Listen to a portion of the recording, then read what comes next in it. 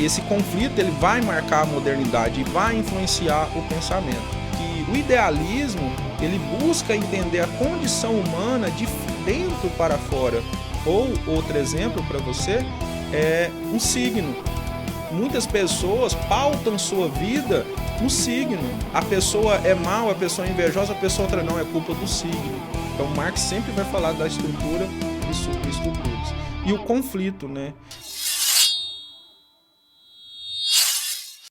Olá, seja bem-vindo ao Prometeu História Online. Eu sou Kleber e hoje a gente vai abordar duas correntes filosóficas. Eu estou falando de materialismo de Karl Marx e idealismo de Hegel. Então Marx ele vai destacar como cada pensamento é em contramão ao idealismo. Para Marx é tudo a matéria, a luta de classes.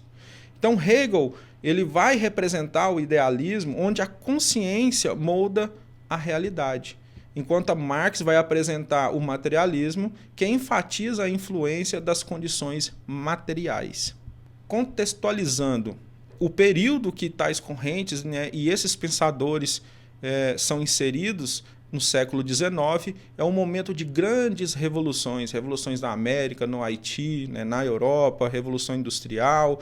Então, é uma panela de pressão de revoluções que vão fomentar esses pensadores a observar essas transformações sociais, que vai conceber tais pensamentos filosóficos, tais observações. Né? Esse conflito ele vai marcar a modernidade e vai influenciar o pensamento.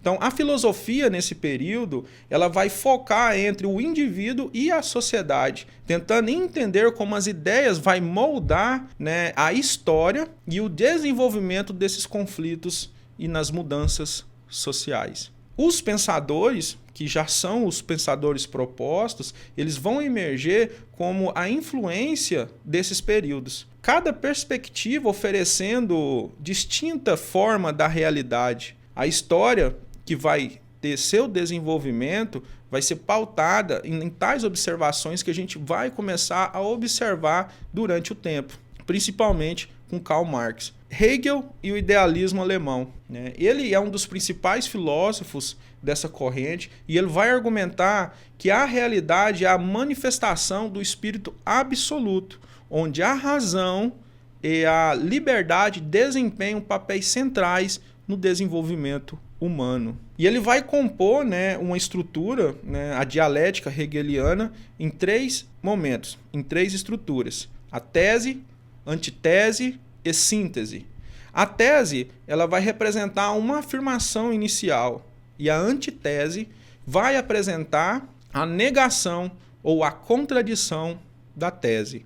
Enquanto a síntese que resolve essa contradição criando uma nova realidade, ou seja, uma tese, uma ideia, a antitese totalmente diferente que vai formar a síntese, formando algo novo.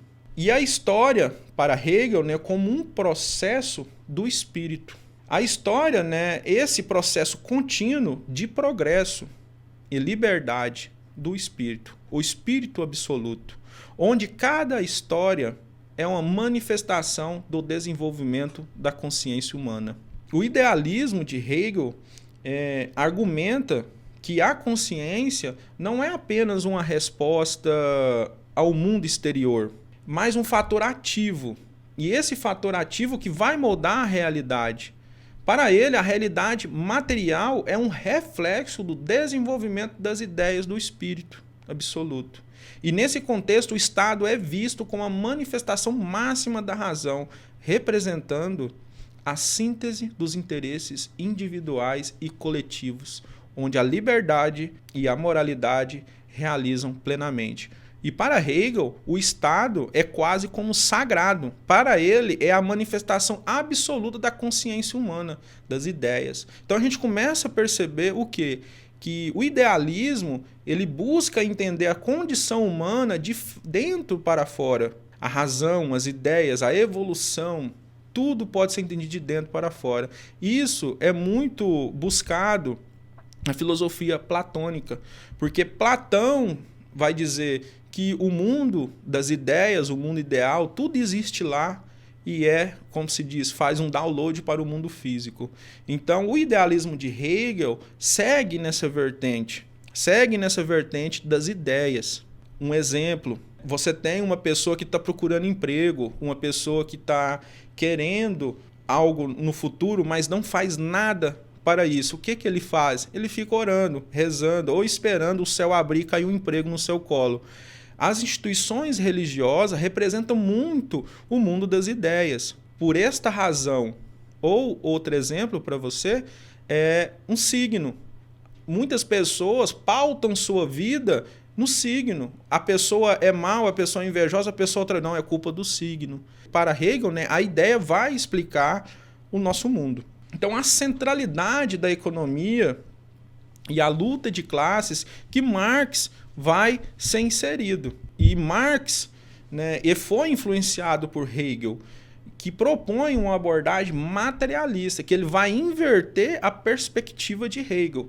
Né? Para ele, não é a consciência que molda a realidade, mas sim as condições materiais da vida que vai determinar a consciência humana. Essa visão vai além da simples ideia da ideia ou das ideias e pensamentos, enfatizando a importância das relações econômicas, sociais na formação social. Marx ele vai dizer, né, em outras palavras, que a matéria só pode ser entendida pela matéria. Voltando ao exemplo que eu dei para você. Você tem um amigo que está procurando um emprego e está esperando o emprego cair do céu. Você é um amigo materialista e você vai dizer para ele, poxa, se você não sair e distribuir o currículo para todo lado, ninguém vai saber que você está procurando emprego, não vai abrir do céu. Ou seja, a matéria. Então, para Marx, tudo, né, no materialismo histórico, tudo vai ser pela luta de classes, luta econômica, esse conflito da estrutura. Então, é vista como o motor, de fato, das mudanças sociais e históricas, onde as classes em conflito desempenham um papel fundamental nessa transformação social. Então, a produção e as relações de trabalho. A história das sociedades é moldada pelas formas de produção e pelas relações do trabalho que surgem com elas, destacando a importância das condições materiais na formação da sociedade na visão marxista.